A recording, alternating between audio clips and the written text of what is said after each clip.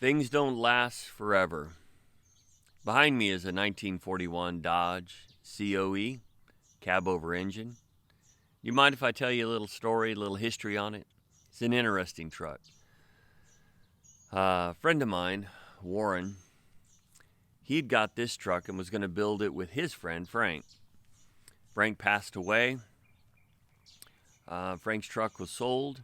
And when it was sold, the nose of this truck was in the cab of Frank's truck. And so it disappeared.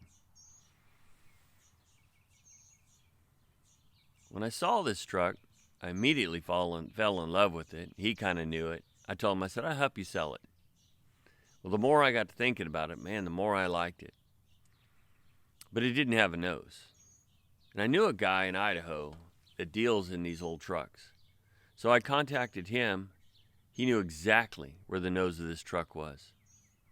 He had bought it from this area and sold it to a guy in Australia. So he sent me pictures, and sure enough, there was a white nose on a green truck in Australia. So on Instagram, I saw this nose listed by a guy in Texas. So I contacted him. He said, yeah, I still got it, but the bad news is it's in Sacramento. Not a problem for me. So the next morning, I headed up there, and I drove this nose home in the back of a Cadillac. That's redneck for you. Well, you've seen the videos on the engine. The engine had been sitting outside for years, and it was in pretty bad shape. I got it unstuck, but it needs a complete rebuild. I do have a friend, and he had let me take a rear end off a 1-ton GMC, late 70s truck. And I told him when that truck was here, I said, boy, somebody's really going to want that big block. Well, that somebody ended up being me. Thank you, Bob. You've seen that truck in some videos. It had some bent push rods. So I was able to pull from some of my dad's old parts and put those push rods back in there, and thankful to CW and Donnie that I was able to get this thing running again. So that motor will end up in here. I'm taking parts that kind of forgotten parts that are found in trucks and things that have been kind of abandoned or neglected, and put it all together, and it's going to be my little misfit. If you've got a steering box out of a van or a postage truck or an RV that I could use, I sure would appreciate that.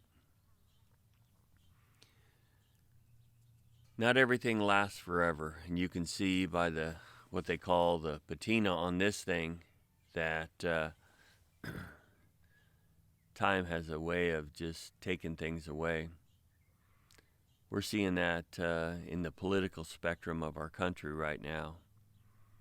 And we know that this has got to happen before the Lord comes back. The patriot in us makes us want to fight for it. You might want to do that. The title of this morning's devotional is An Everlasting Throne. And it says, Psalms 93:2, Thy throne is established of old. Thou art from everlasting. That's not the only passage that talks about God's everlasting throne. We know that He is sovereign and He rules supreme. In Psalms 145:13 it says, Thy kingdom is an everlasting kingdom. Thou dominion endures throughout all generations. We see this also in Lamentations 5:19. It says, Thou, O Lord, remainest forever, thy throne from generation to generation.